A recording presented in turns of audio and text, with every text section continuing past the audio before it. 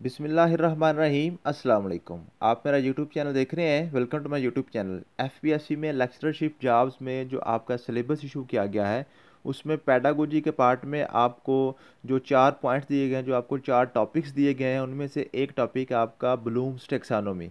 तो ब्लूम्स टेक्सानोमी के हवाले से आपको 7 क्वेश्चन पेपर में इंशाल्लाह ताला आएंगे एफपीएससी में।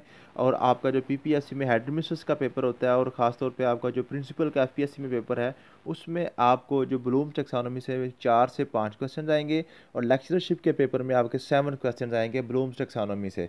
जो ब्लूम्स टेक्सोनॉमी, कल मैंने आपको इसका बेसिक लेक्चर दे दिया था। ब्लूम्स टेक्सोनॉमी क्या होती है, कैसे हुई थी, कब किसने पेश की थी, कब पेश की थी, और ये रिवाइज कब हुई थी, ये मैंने कल आपको बता दिया था। और इसके जो बेसिक लेक्चर होता है कि इसके जो 3 डोमेन्स हैं इसकी, जो आपके पास है कोग्निटिव डोमेन है, अफेक्टिव डोमेन है, साइकोमोटर डोमेन है। तीनों डोमेन्स के मैंने आपको लेवल्स बता दिए थे। पहले के 6 लेवल्स हैं, फिर आपके 5 हैं, फिर आपके 7 लेवल्स हैं, वो मैंने आपको सारे बता दिए थे। तो अब हमने ये सारी के सारे जो डोमेन्स हैं, इनको बारी बारी डिस्कस करना है बड़ी डिटेल के साथ। एक लेक्चर में एक डोमेन को इंशाल्लाह ताला हम डिस्कस करेंगे। आज हमने करना जी कोग्निटिव डोमेन को। कोग्निटिव डोमेन को हमने अच्छे तरीके से इसको डिस्कस करना है, ताकि आपके जो 7 क्वेश्चन ब्लूम्स टेक्सोनोमी से बनने हैं, कोई भी क्वेश्चन आपका स्किप ना हो। इसको हम बड़ी डिटेल से पढ़ेंगे। तो कोग्निटिव डोमेन जो है, आपको मैंने बताया था कल, ये जहानत के वाले से इसकी डोमेन होती है, ये जो ब्लूम्स टेक्सोनोमी की है।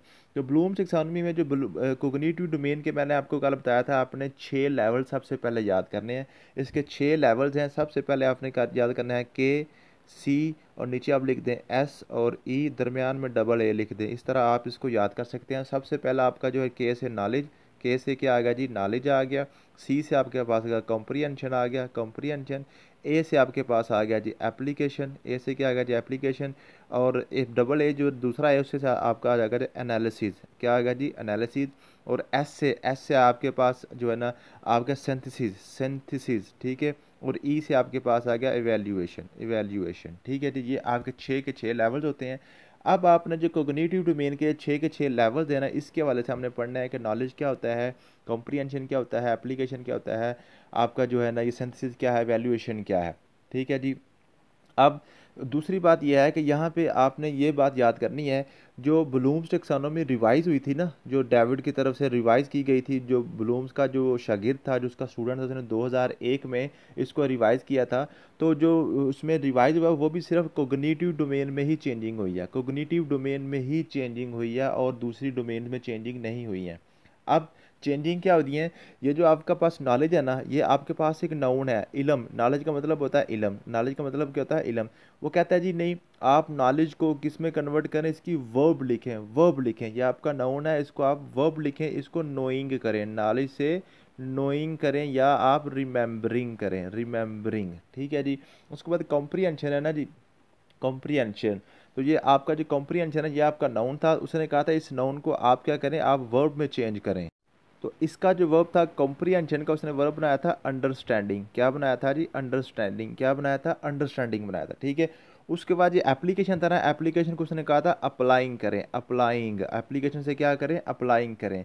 उसके बाद ये आपके पास एनालिसिस है ना, एनालिसिस, एनालिसिस, इसको उसने कहा था एनालाइजिंग करें, एनालाइजिंग, एनालाइजिंग इसमें करें, इसको एनालिसिस ना रखें, ठीक है। ये पहले 4 जो पॉइंट थे, ये तो बिल्कुल वही उसने तरतीब भी रखी थी। रिवाइज्ड ब्लूम्स टेक्सोनोमी में भी यही तरतीब रही थी। ये जो आपका 5वां और छठा लेवल था ना, उसने क्या कहा था, उसने कहा था जो आपका 5वां लेवल है, उसको छठे पे लेके जाएं, पहले छठे को 5वें पे लेके आएं। ये बड़ा इंपॉर्टेंट क्वेश्चन बनता है कि वो पूछ लेते हैं जी, ब्लूम्स टेक्सोनोमी जो रिवाइज की गई थी, तो कौन से 2 लेवल्स को आपस में इंटरचेंज किया गया था। जो ब्लूम्स टेक्सोनोमी का जो सबसे आखिरी लेवल था, कोग्निटिव डोमेन का सबसे हायर लेवल जो था, वो एवेल्युएशन था, वो एवेल्युएशन था। लेकिन रिवाइज में क्या किया था, एवेल्युएशन को उसने 5वें नंबर पे ले आया था, इसको एवेल्युएटिंग बना के, एवेल्युएटिंग बना के। और ये सिंथेसिस जो है ना, सिंथेसिस, सिंथेसिस को उसने इसका नाम चेंज करके इसको लिखा जी क्रिएटिंग। इसको क्या नाम रखा था, क्रिएटिंग, और इसको एंड पे ले गया था, ठीक है जी, समझ आ गई है। तो ये आपने कोग्निटिव डोमेन के पहले तो इसके लेवल्स याद करने होते हैं, कि इसके लेवल्स कौन कौन से, वो पूछ लेता है जी सबसे पहला नॉलेज आपके जो है ना लेवल कौन सा है कोग्निटिव डोमेन का, कोग्निटिव डोमेन का सबसे हायर लेवल जो है कौन सा है, सबसे अपर लेवल कौन सा है, सबसे लोअर लेवल कौन सा है, ठीक है। तो ये आपने याद रखना है, नॉलेज से शुरू होते हैं, नॉलेज सबसे लोअर लेवल है, और जो है आपका एंड पे एवेल्युएशन आती है, एवेल्युएशन सबका आपका हायर लेवल है, कोग्निटिव डोमेन जो है आपकी ब्लूम्स टेक्सोनोमी में। अब यही वो क्वेश्चन पूछ लेता है कि रिवाइज्ड ब्लूम्स टैक्सोनॉमी में जो सबसे पहला लेवल है वो कौन सा है, वो आपका नोइंग है या रिमेंबरिंग है। और इसी से पूछ लेता है कि सबसे आखिरी या सबका सबसे हायर लेवल कौन सा है, वो आपका क्रिएटिंग है, वो कौन सा है, क्रिएटिंग है। और वो पूछ लेता है जो उसने सिंथेसिस और वैल्यूएशन को उसमें कैसे चेंज किया था, तो आपने ये याद रखना है सिंथेसिस जो है ना ब्लूम्स टैक्सोनॉमी में 5वें नंबर पे है, लेकिन जो हमारा है रिवाइज्ड में आपके क्रिएटिंग सिंथेसिस को क्रिएटिंग बना के एंड पे ले गया और वैल्यूएशन को 5वें नंबर पे ले आया है। तो ये एवेल्यूएशन के वाले से आमतौर पे क्वेश्चन पूछा जाता है कि आपका जो ब्लूम्स टैक्सोनॉमी में एवेल्यूएशन का कौन सा नंबर है और रिवाइज्ड ब्लूम्स टैक्सोनॉमी में एवेल्यूएशन का कौन सा नंबर है। तो टोटल 6 लेवल्स हैं आपके कोग्निटिव डोमेन के। तो ब्लूम्स टैक्सोनॉमी में जनाब आपका वैल्यूएशन का छठा नंबर है, आखिरी नंबर है, सबसे हायर आपका लेवल है कोग्निटिव का। लेकिन जो रिवाइज ब्लूम्स टैक्सोनॉमी है उसमें वैल्यूएशन का 5वां नंबर होता है। ठीक है जी, समझ आ गई है। अब बात करते हैं जी इनके जो आपने सबको जो जितने भी आपके जो टॉपिक्स हैं इनको आपने बारी बारी क्लियर करना है कि इसमें होता क्या है। सबसे पहले आपके पास आता है नॉलेज। सबसे पहले क्या है नॉलेज, ये सबसे लोअर लेवल है, सबसे छोटा लेवल है। नॉलेज में कौन सा होता है कि बच्चे ने फैक्चुअल जो है ना फैक्ट्स वगैरह फैक्ट्स एंड फिगर्स जो होती है ना उनके वाले से देखना होता है, उसने रिकॉल करना होता है, उसको रट्टा लगाना होता है चीज़ों को, सिर्फ उसके पास नॉलेज आता है। ठीक है। और इसी को ही हम जो है ना कहते हैं जी इसको इसको इसी को हम नोइंग या आप रिमेम्बरिंग कहते हैं, चीज़ों को याद करना, चीज़ों को याद करना, चीज़ों को याद कर। वो पूछेगा आपको जिसमें फैक्चुअल रिमेम्बरिंग होती है, फैक्चुअल रिकॉलिंग होती है। ठीक है। आप फिगर्स वगैरह को देखते हैं, बच्चों को फिगर्स पे पेंट्स वगैरह करते हैं, तो वो कौन सा लेवल होता है, वो आपका नॉलेज का लेवल होता है। वो कौन सा लेवल होता है, नॉलेज का लेवल होता है। नॉलेज के बाद आता है कॉम्प्रिहेंशन। नॉलेज के बाद क्या आता है जी, कॉम्प्रिहेंशन। कॉम्प्रिहेंशन होता है जी आपने जो भी नॉलेज बच्चे के पास है उस बच्चे की नॉलेज की अंडरस्टैंडिंग उसको आ जाए, उसको अंडरस्टैंड करना आ जाए, वो उसको डिफ्रेंशिएट कर सके, वो जो है ना उसको डिफ्रेंशिएट कर सके, उसको समझ सके, उसको उसके हवाले से क्वेश्चन आंसर बना सके, क्वेश्चन के आंसर्स दे सके। वो हमारा होता है जैसे कॉम्प्रिहेंशन पैराग्राफ होता है ना, वो होता है। ठीक है। उसके बाद आपके पास आता है जी आपके पास एप्लीकेशन। एप्लीकेशन इसको ब्लूम में एप्लीकेशन कहते हैं, रिवाइज में अप्लाइंग कहते हैं। अप्लाइंग अप्लाइंग क्या है जी, एप्लीकेशन ये है जो भी बच्चे के पास नॉलेज आया है, जो भी बच्चे के पास कोई कुछ कॉन्सेप्ट बच्चे ने समझा है उसको वो अप्लाई कर सके रियल लाइफ में, रियल लाइफ में उसको वो अप्लाई कर सके, रियल लाइफ में उसको वो अप्लाई कर सके। ठीक है जी। उसके बाद आपके पास आता है जी एनालिसिस। एनालिसिस एनालिसिस एनालिसिस इसको जो है ना रिवाइज में एनालाइजिंग कहा गया था, एनालाइजिंग कहा गया था। ठीक है जी। एनालिसिस ये होता है कि जो भी बच्चे के पास जो भी कंसेप्ट है, कंसेप्ट को छोटे छोटे पार्ट्स में वो उसमें छोटे छोटे पार्ट्स में तोड़ के उसमें ब्रेक डाउन करके ना, छोटे छोटे पार्ट्स में ब्रेक डाउन करके हर पार्ट का वो तज्जिया कर सके, उसका एनालिसिस कर सके। जैसे आपने ब्लूम्स टैक्सोनॉमी पूरी कल मैंने आपको पढ़ाई थी, जस्ट आपको नॉलेज का दिया था ब्लूम्स टैक्सोनॉमी के वाले से कि किस बंदे ने इसको जनाब ब्लूम्स टैक्सोनॉमी को पेश किया था, कब पेश किया था, रिवाइज कब हुई थी, कितनी इसकी डोमेन्स हैं और हर डोमेन के कितने कितने लेवल्स हैं। लेकिन अब हम क्या कर रहे हैं कि उसको तोड़ के ना उसके मज़ीद लेवल्स को आपस में तोड़ के उसके हमने 4 लेक्चर कर लिए हैं ब्लूम्स टैक्सोनॉमी के, उसको हमने बड़े टॉपिक को छोटे छोटे टॉपिक्स में चेंज करके उसको तोड़ के हम उसका एनालिसिस करने की कोशिश कर रहे हैं। इसी को एनालाइजिंग कहते हैं। ठीक है जी। उसके बाद आपके पास है सिंथेसिस। सिंथेसिस होता है कि जो आपने जो भी नॉलेज जो आपके पास है, कोई भी कंसेप्ट आपके पास है, उसको आपने छोटे छोटे पार्ट्स में पहले तोड़ के उसका तज्जिया किया, फिर आपने मुख्तलिफ कंसेप्ट्स में से छोटे छोटे कंसेप्ट्स को जोड़ के एक नया कंसेप्ट, न्यू इन्वेंशन आपने कर दी। क्यों न्यू इन्वेंशन, क्यों न्यू थ्योरी आपने पेश कर दी, जिसको हम कहते हैं जी सिंथेसिस। सिंथेसिस तो एनालिसिस का मतलब होता है तोड़ना, तोड़ना, तज्जिया करना, जुज बनाना। ठीक है। और जो सिंथेसिस होता है ना, सिंथेसिस होता है जोड़ना, जोड़ना, छोटे छोटे टुकड़ों को आपस में मिला के एक नई थ्योरी दरियाफ्त करना, उसको हम कहते हैं सिंथेसिस। ठीक है। और सिंथेसिस जो है ना ये आपका ब्लूम्स का 5वां था, लेकिन जो रिवाइज ब्लूम थी उसमें इसको छठे नंबर पे जाके क्रिएटिंग पे ले गया, क्रिएट करना, न्यू आइडियाज जनरेट करना, उसको एंड पे ले गया।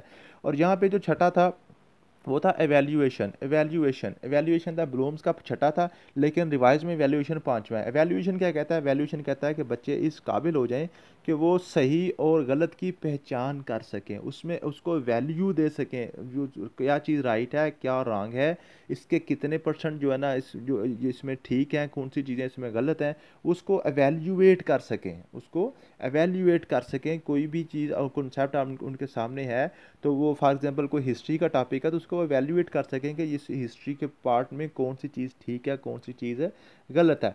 ये चीज़ें हैं सारी आपकी जो है ना जी, इसके वाले से आपके जो जो लेवल्स थे। अब एक बात है जो आपकी रिवाइज है ना, रिवाइज ब्लूम टेक्सोनोमी में एक और आपका क्वेश्चन पूछा जाता है कि जो आपके पास नॉलेज है ना, नॉलेज आपका पहला सबसे सबसे बेसिक, सबसे छोटा, सबसे लोअर जो आपका लेवल है ब्लूम्स में, इसको उसने कहा था नोइंग, जिसमें जो आपका बना था रिवाइज में। अब उसने क्या कहा था रिवाइज ब्लूम्स टेक्सोनोमी में, एक और फ़र्क ये भी है कि उसने नॉलेज की 4 टाइप्स बयान की थी, नॉलेज की 4 टाइप्स बयान की थी। उसने कहा था सबसे पहले होता है फैक्चुअल नॉलेज, ठीक है जी। उसके बाद आपके पास है प्रोसीजरल नॉलेज। यहाँ पे मैंने आपको आपको लिख भी दिया, मैं आपको दिखा दूँ अगर आपके नोट्सों में, ये मैंने लिख दिया हुआ है, ठीक है जी। तो ये है जी आपके पास ये, इसमें आपके कंसेप्ट फैक्चुअल नॉलेज है, फिर कंसेप्चुअल नॉलेज है, फिर प्रोसीजरल नॉलेज है, फिर आपके पास मेटाकोग्निटिव नॉलेज है, ठीक है जी। ये तीनों चारों की मैंने आपके पास डेफिनेशन भी आपके नोट्सों में ऐड कर दी, इसको आप अच्छे तरीके से याद कीजिएगा। आपका एफपीएससी में लेक्चरशिप का अगर पेपर है तो आपने ये चीज़ें बड़ी बारीकी से, आपने एक एक पॉइंट को अच्छे तरीके से तैयार करना है, क्योंकि 7 क्वेश्चन आपके ब्लूम टेक्सोनोमी से बनने हैं। तो ये बड़ा इंपॉर्टेंट टॉपिक है और बड़ी बारीक से, वो इतने सीधे क्वेश्चन नहीं डालेगा, बड़े बारीक क्वेश्चन डालेगा, ठीक है जी। अब बात करते हैं जी अपने पास पेपर क्वेश्चन की तरफ चलते हैं कि पास पेपर क्वेश्चन कौन कौन से आ चुके हैं। कुछ क्वेश्चन मैं आपको यहाँ पर सॉल्व करवा देता हूँ, बाकी सारा आप लेक्चर सुन के आप ये सारा टॉपिक पढ़ के तो बाकी आप खुद करने की कोशिश कीजिएगा। क्वेश्चन नंबर 1 है जी, which level of Bloom's taxonomy involves recalling factual information.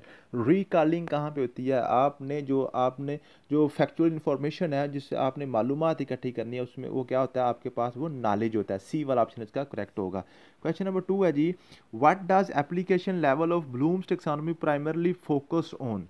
जो कहते हैं जी, जो एप्लीकेशन जो है ना क्या करता है, जो ब्लूम्स टेक्सोनोमी का लेवल है, एप्लीकेशन का क्या फोकस होता है, मेमोराइजेशन होता है, मेमोराइजेशन तो आपको पता है नॉलेज में होती है। अंडरस्टैंडिंग तो आपको पता है कॉम्प्रिहेंशन में होती है। क्रिएटिव सिंथेसिस, तो क्रिएटिव सिंथेसिस तो आपको पता है ये सिंथेसिस में होता है, ठीक है ना, ये क्रिएटिंग में होता है। ये एंड वाला प्रैक्टिकल यूज़, ये आपका एप्लीकेशन में आता है कि आपने जो भी आपके पास कॉन्सेप्ट है उसको आप प्रैक्टिकली यूज़ कर सकें, तो वो आपका किस में आता है, एप्लीकेशन में आता है। क्वेश्चन नंबर 3 है, which level of Bloom's taxonomy requires learners to break down complex ideas into small parts. ठीक है जी, जब जहाँ पे आपने कॉम्प्लेक्स आइडियाज़ को तोड़ के छोटे छोटे पार्ट्स में उसको तकसीम करके उसने आपने कॉन्सेप्ट को समझना होता है। तो तोड़ना मैंने आपको बताया था, जुज़ बनाना, एनालिसिस करना, एनालाइज करना, उसको तज्जिया करना, जुज़ बनाना, तो ये आपका एनालिसिस होता है। सी वाला ऑप्शन करेक्ट होगा। क्वेश्चन नंबर 4 है, what is the main objective of evaluation level in Bloom's taxonomy. Evaluation का क्या मतलब है, एवेल्युएशन क्या है, एवेल्युएशन आपको पता है ब्लूम्स टेक्सोनोमी सबसे आखिरी लेवल है, सबसे हायर लेवल है एवेल्युएशन जो ब्लूम्स टेक्सोनोमी में। उसका क्या मकसद है, रिकॉलिंग फैक्ट्स, ये तो आपका नॉलेज में आता है। अप्लाइंग नॉलेज, ये तो एप्लीकेशन में आता है। Making judgement based on criteria, तो ये, और उसका डी है जनरेटिंग न्यू आइडियाज़। जो जनरेटिंग न्यू आइडियाज़ तो आपको पता है ये किस में होता है, ये तो आपका जो है ना सिंथेसिस में जाके होता है, जो क्रिएटिंग में होता है। तो जो making judgement based on criteria ना, उसमें आपने फैसला करना होता है। वैल्यूएशन में क्या करना होता है, फैसला करना होता है, राइट और रॉन्ग का आपने फैसला करना होता है। ये आपका सी ऑप्शन करेक्ट होगा। क्वेश्चन नंबर 5 है जी, at which level of Bloom's taxonomy to do student creatively combine elements to generate new ideas. अब यहाँ पे वो जोड़ने की बात कर रहा है, कौन सा लेवल है जिसमें आप आइडियाज़ को जोड़ते हैं। एनालिसिस में आपने तोड़े थे और यहाँ पे आपने जोड़ने हैं, तो आपको पता है जोड़ना होता है, सिंथेसिस होता है जोड़ना। क्वेश्चन नंबर 6 है जी, which knowledge dimension of the revised taxonomy involves understanding concept and principle। कहते हैं जी कौन सा नॉलेज है जिसमें आपको जो है अंडरस्टैंडिंग कंसेप्ट, जो कंसेप्ट की अंडरस्टैंडिंग होती है, वो कौन सा नॉलेज है। ठीक है, ये नॉलेज की मैंने आपको 4 टाइप्स पढ़ाई हैं ऊपर, जो मैंने आपको 4 टाइप्स पढ़ाई हैं, जिसमें आप ये आपको दिखा दूँ, आपको दोबारा पढ़ा दूँ, इसको आप अच्छे तरीके से चारों टाइप्स आपने पढ़नी है। पहला टाइप कहता है जी फैक्चुअल नॉलेज। फैक्चुअल नॉलेज में कहता है students might recall historical dates, mathematical formulas and scientific terms. जहाँ पे आपने जस्ट जो फैक्ट्स एंड फिगर्स की बात करनी है ना, आप मैथमेटिक्स के फार्मूला याद करने हैं, हिस्ट्री की डेट्स वगैरह याद करनी है, मीन के फैक्ट के ऊपर के नॉलेज है वो चेंज नहीं होता बिल्कुल, उसमें कोई किसी किस्म की जो है ना इसमें जो ना लिमिटेशन नहीं होती, बिल हर चीज़ वो पक्का होता है, ठीक है जी। उस जो आपकी फैक्ट्स होती हैं। उसके बाद एक कंसेप्चुअल नॉलेज है। कंसेप्चुअल नॉलेज है जिसमें आपने they could explain the concept of natural selection और describe the characteristic of differing literary genres. जो आपने जो भी आपका कंसेप्ट है, जो भी आपका लिटरेचर है, उसकी करेक्टरिस्टिक्स को जो उसे डिस्क्राइब करना होता है ना, कंसेप्ट बच्चे ने क्लियर करना होता है। कोई भी आपको फिनोमेना दिया है उसको अगर हम उसको कहें इसको एक्सप्लेन करें, तो एक्सप्लेनेशन जो होती है वो आपका कंसेप्चुअल नॉलेज होता है। प्रोसीजरल नॉलेज होता है कि आपने स्टेप बाय स्टेप आपने प्रोसीजर को समझना होता है कि कौन सा काम कैसे कैसे हो रहा है, उसका प्रोसीजर समझना होता है। जैसे आपने मैथमेटिक के फार्मूलाज है ना, तो फार्मूला को आपने कैसे कैसे स्टेप बाय स्टेप इस्तेमाल करके आपने जो अपना सारा क्लियर करना होता है, जो भी आपके पास जो भी क्वेश्चन दिया गया होता है। उसके बाद मेटाकोग्निटिव नॉलेज है। मेटाकोग्निटिव नॉलेज है this involves understanding one's own thinking process. Students might describe their approach to problem solving to their strategy for memorization. वो कहता है जी जो मेटाकोग्निटिव नॉलेज है ना, मेटाकोग्निटिव नॉलेज है वो है जी स्टूडेंट्स की अपनी जो थिंकिंग है ना, अपना जो थिंकिंग प्रोसेस है उसको बंदा समझ लेता है, उसको समझने की कोशिश करता है। जो उसकी जो प्रॉब्लम है उसको प्रॉब्लम को सॉल्व करने के लिए जो आप अपने दिमाग के साथ उसने यूज़ करना है, उसको मेटाकोग्निटिव ठीक है। कोग्निटिव कहते हैं जहानत को, अपनी जहानत के हवाले से जो उसके नॉलेज है ना उसको हम कहते हैं मेटाकोग्निटिव नॉलेज। तो अब पहला आपका फैक्चुअल नॉलेज आएगा, फिर आपका कंसेप्चुअल नॉलेज आएगा, फिर प्रोसीजरल नॉलेज आ गया। अब देखते हैं जी क्वेश्चन उसने कौन से नॉलेज के वाले से पूछा हुआ है। क्वेश्चन नंबर 6 था, ठीक है जी। 6 है कि 7 है, मेरे ख्याल में 6 है। विच knowledge dimension of the revise taxonomy involve understanding concepts and principles. Concepts और प्रिंसिपल्स को जब आपने देखना है, आपने उसूल व ज़वाबित को देखना है, तो आपका कौन सा है, फैक्चुअल नॉलेज है, प्रोसीजरल नॉलेज है, कंसेप्चुअल नॉलेज है। जब मेटाकोग्निटिव है तो आपको पता है ये आपका कंसेप्चुअल नॉलेज है। कंसेप्ट जहाँ पे आने हैं, आज जहाँ पे डेट्स वगैरह आनी है, मैथमेटिक्स के फार्मूलाज आने हैं, वो आपका फैक्चुअल नॉलेज होना है, ठीक है। जहाँ पे आपने प्रोसीजर किसी को देखना है, आपके जो है ना कैसे कैसे आपने मैथमेटिक्स के फार्मूलाज को अप्लाई करना है, वो आपका प्रोसीजरल नॉलेज होगा, ठीक है। और मेटाकोग्निटिव होगा आपका अपना थिंकिंग प्रोसेस जो बच्चे का होता है वो होता है, ठीक है जी।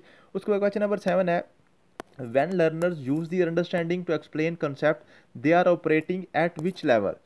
कहता है जी जब लर्नर जो है ना अंडरस्टैंडिंग करता है to explain the concept, concept को एक्सप्लेन करता है, किसी भी कोई भी कंसेप्ट है, कोई भी पैराग्राफ बच्चे को दिया गया है, हम कहते हैं इस पैराग्राफ को पढ़ें और उसको एक्सप्लेन करें, तो वो कौन से लेवल पे होता है, रिमेंबरिंग पे होता है, वैल्यूएटिंग पे होता है, अप्लाइंग पे होता है, या अंडरस्टैंडिंग पे होता है। ये अंडरस्टैंडिंग पे होता है, इसको कॉम्प्रीहेंशन कहते हैं। कॉम्प्रीहेंशन, कॉम्प्रीहेंशन का दूसरा नाम क्या था रिवाइज में, अंडरस्टैंडिंग था। क्वेश्चन नंबर 8 है जी what is the main difference between the original and revise Bloom taxonomy.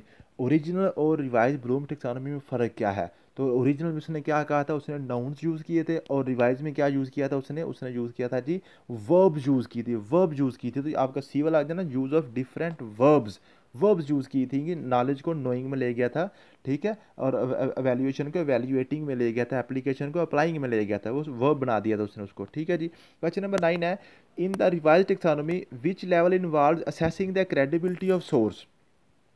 कहते हैं जी रिवाइज टेक्सोनॉमी में कौन सा लेवल है जिसमें आप जो ना जो सोर्स की जो ना क्रेडिबिलिटी को असेस करते हैं। क्रेडिबिलिटी क्या होती है, क्रेडिबिलिटी होती है किसी भी चीज़ की अच्छाई या बुराई को आपने गलत या दुरुस्त कहना होता है, उसकी क्रेडिबिलिटी के ऊपर बात करनी होती है कि कितना इस पे एतबार किया जा सकता है।